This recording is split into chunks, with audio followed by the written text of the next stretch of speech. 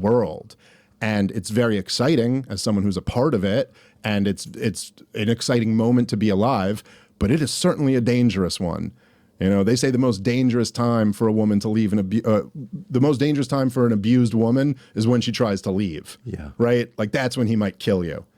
And that's kind of how I feel about the government right now. I think that's so, first of all, so well put, and also so true, because it can't actually last. That is not just a line about politics. It is a line about what happens when a system starts losing control of the story. And this entire interview is really about that moment. When institutions are weaker than they look, when the public trusts them less than ever, and when the people telling the truth still somehow cannot change the policy. Dave Smith is a comedian, podcaster, and one of the clearest anti-war voices in independent media. In this conversation with Tucker Carlson, he tries to answer a question that feels bigger than one war or one election. If the public can now see through propaganda, why does the machine keep moving anyway? And the deeper they go, the less this becomes a conversation about headlines, and the more it becomes a conversation about power, history, money, family, God, and the stories that hold a country together. This is Synthesize, where we turn long podcast conversations into their most important ideas. The opening argument is simple, but it changes everything. For decades, governments did not just use force, they used consensus. They needed the public to believe the war was necessary, the emergency was real, the experts were honest. But that system is not working like it used to. It's changing. You made such a smart point a minute ago about the means of convincing the public. The propaganda machine is completely broken. And so what does that mean? You're in the middle of a war, you're in the middle of a massive power shift globally, like everything is changing, the economy, military strength, like everything. And it's impossible to know who is telling the truth. Like who comes out more credible in this, in the media? Like who are the people you listen to? What's that like? You know, it's very, welcome back to the 6 o'clock news. And, you know, like, It's just like, what is that? That's not how you talk. Credibility doesn't derive from being right about everything. Credibility derives from being honest. Yes. But so I think after the first 20 years or so, first 15 years of the 21st century, and, you know, at this point, we're 26 years into the 21st century now, it's the government. Every single crisis that's happened, and we've had quite a few, you know, we had 9/11, and we had the global war on terrorism. We had. That is the first big shift. The old media model was built on authority. This new one is built on authenticity. People will forgive mistakes faster than they will forgive performance. And once institutions lose the ability to persuade, they do not automatically lose power. They just become more dangerous. This is where the conversation gets sharper. Smith argues that independent media has already won the cultural fight on several major issues. More people are hearing dissent, more people are skeptical, more people are rejecting the old narratives. But policy still moves in the opposite direction. Ben Shapiro is weaker and more of a laughingstock than ever before. You know, like it's just very odd. But then, at the same time, who won the policy game? Mark Levin. You know, the president is tweeting, go watch Mark Levin's show today. And his base, his voters are going, I think I'll check out Tucker Carlson. You know, I think I'll. And so anyway, there's just this very weird thing where like we won the argument. We had the national debate. We won. And yet we're at war with Iran on behalf of Israel. And I think that is one of the most important ideas in the interview. Public opinion is no longer enough. Exposure is no longer enough. You can humiliate the argument and still lose the decision. That means the real center of power may not be where most people still think it is. From there, they widen the lens. Smith says many of America's worst modern decisions come from a bad reading of World War II. Not the history itself, but the mythology built around it. It's a tool of larger forces here. What I'm fascinated by are the assumptions that like ordinary non-Mark Levin Americans have about the United States, the nature of power, history, that allowed us to make the greatest mistake of my lifetime, which is this war. What are those? And a lot of this has to do with the Second World War. Yeah. Oh, yeah. So we're reading the wrong lessons into that. And I just want to say for the 100th time, I'm the opposite of pro-Nazi. I'm against authoritarianism in all its forms. But why is it that we look at the Second World War and then make a bunch of false assumptions that get us into engagement? Then Smith names the real function of that mythology. It does not just explain the past, it polices the present. Because like human beings just need this narrative Of that course. makes, and so what ended up happening was that when you challenge World War II orthodoxies, you're challenging what Darrell calls the load-bearing myths, the Yes. load-bearing pillars Right. of the existence of the most powerful forces in the world. And look, it's very clear. Like again, the reaction to Darrell is the proof of the claim. Like, what is this? If somebody were to say, this is how you find out what the national religion really is. I could sit here and trash Thomas Jefferson for raping his slaves. Doesn't matter what you say It doesn't about him. matter. This isn't going to generate any outrage at all. In fact, it might generate some applause from in Yes. different quarters. And so, but you talk about this, and it's very, very different. And then, as we've all seen, it's used to justify every subsequent war. I mean, like everybody is to Hitler. justify authoritarianism. Yeah, that's right. Everybody is Adolf Hitler. I've lived through This is not really about revisiting old history. It is about understanding why every new enemy gets cast as Hitler, why every act of restraint gets called appeasement, and why the emotional template of one war keeps being used to sell the next one. Around the middle, the tone changes. It gets less combative and more reflective. The question is no longer only whether America is wrong, it is whether America has been hollowed out by the very kind of victory it celebrates most. What's the answer to that question? Well, there's a brilliant philosopher named Rosie Perez. And in the film White Men Can't Jump, she said, sometimes when you win, you really lose. Yeah. And That is the truest thing. It is such a simple but very, very true statement. And there is something about, isn't it kind of interesting that the United States of America started as the experiment in restrained government, right? Like there had really never been a government that was created that was So, but I do think that you're often surprised by the downstream results of things. I think people who return from Normandy would be shocked by the condition of the United States and Great Britain 80 years later. They are shocked. If you see them interviewed, some 100-year-old guys we died for this? Yeah. No, it's and it's totally, talk about just disgracing their sacrifice. It's the greatest disgrace. Yeah. Our self-abasement is an insult to their sacrifice. This is the emotional midpoint of the script. It stops being abstract.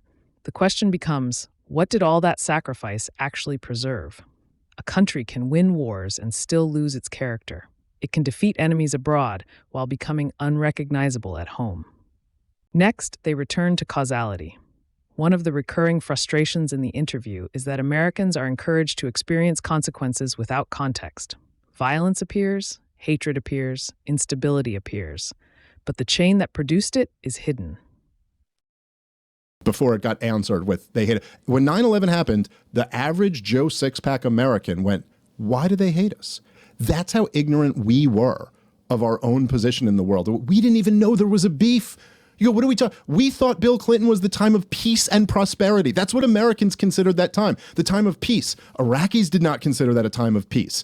Hundreds of thousands of them were getting killed due to the blockade, Clinton's bombing campaign. It wasn't peace in Serbia. You know what I mean? It wasn't like there, but to us, it was like, oh, no, those were little wars. They didn't really mean anything, but it wasn't.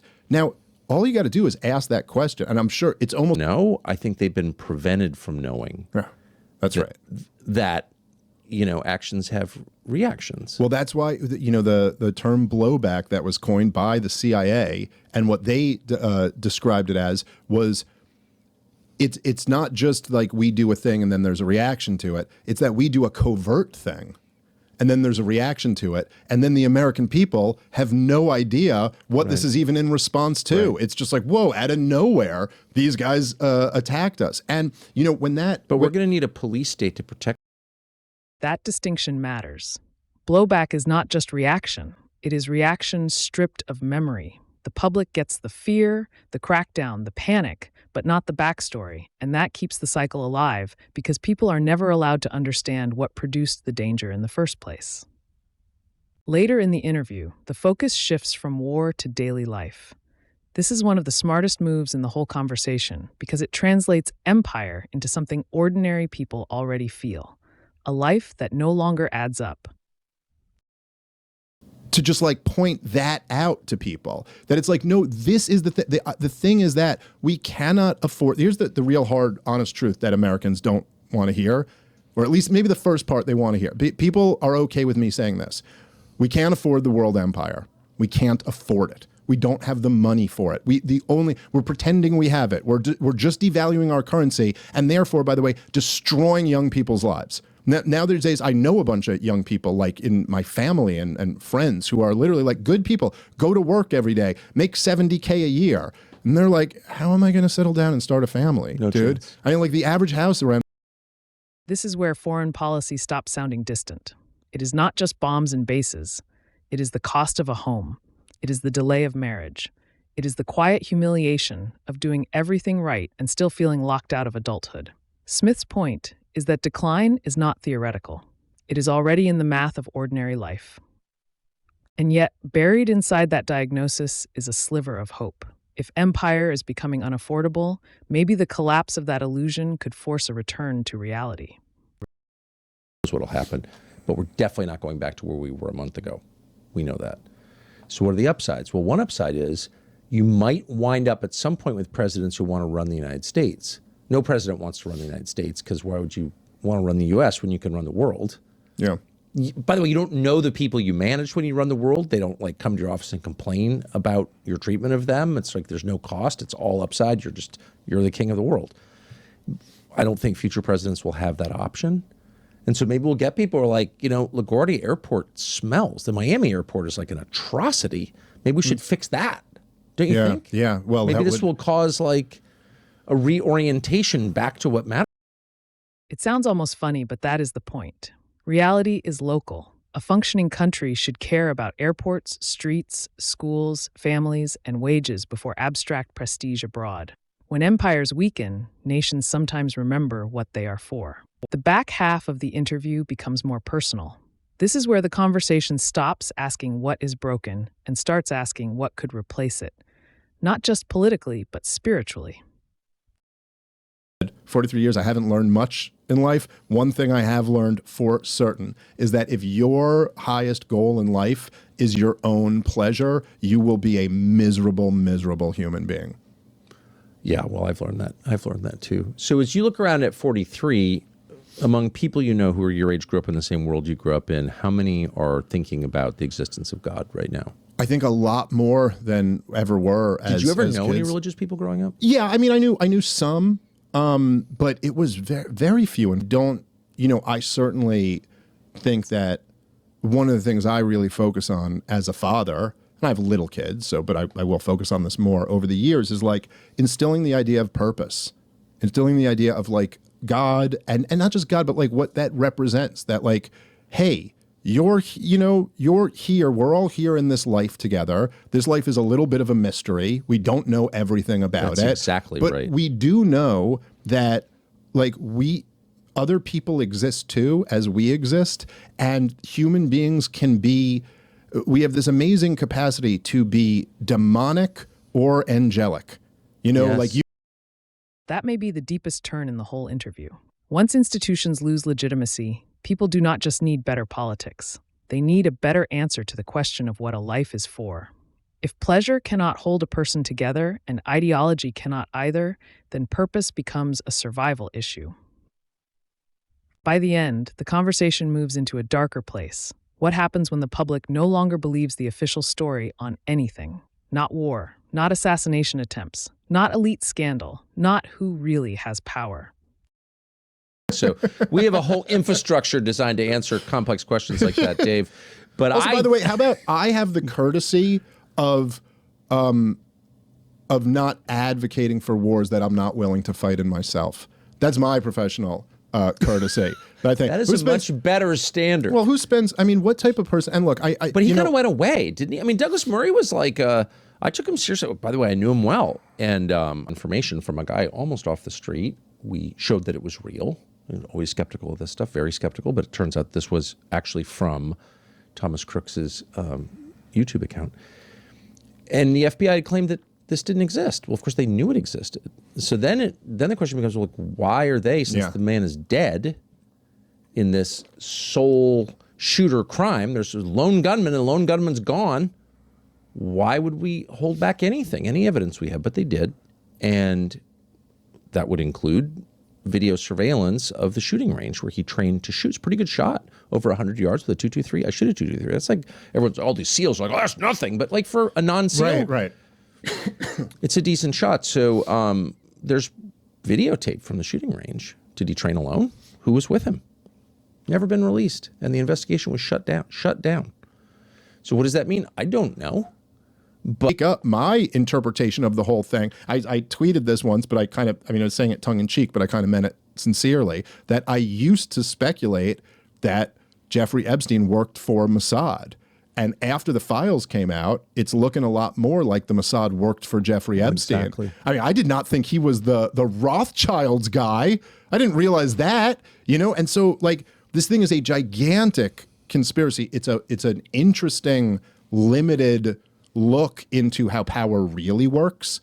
And you know what I mean? Like what's really going on? It's like looking through a stained glass window. You don't get a clear picture, but you see the shapes and you realize this is not what I thought it was. I actually came away from reading a lot of the Epstein stuff with a view of Israel that was diminished. I thought Israel had less power. I mean, of course he was working with Mossad. I said that and got called a Jew hater or whatever. It's just true. So we're also working with CIA and intelligence services from around the world. But what he really was doing was acting as an employee of others, as a kind of communications hub between the biggest stakeholders in the West. And so what you really saw was that governments aren't in charge.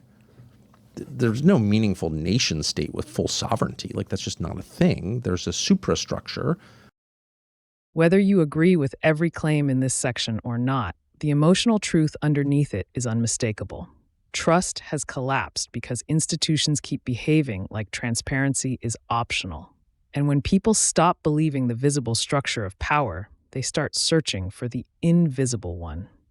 3 takeaways linger after this conversation. First, the media revolution is real. The old gatekeepers no longer control what people hear, and that has changed the cultural landscape permanently. Second, exposing lies is not the same thing as changing policy. That gap may be the central political problem of this era. Third, decline is not just geopolitical. It shows up in family formation, cost of living, spiritual confusion, and the feeling that ordinary decency no longer has a place in public life. And that leaves one final question hanging over the entire interview. If more people can now see the machine clearly, why does it still keep winning? If this kind of breakdown helps you think differently, you'll probably enjoy the next video too.